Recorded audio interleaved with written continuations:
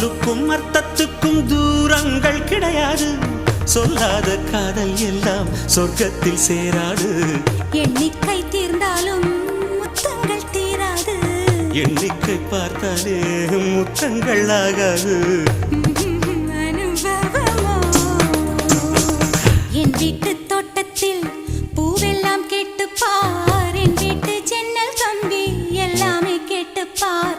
என் வீட்டு தென்னங்கீற்றை இப்போதே கேட்டுப்பார். என் நெஞ்சை சொல்லுமே.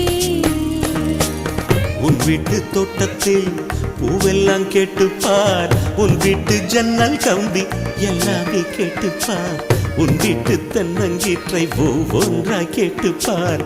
என் பேர் சொல்லுமே.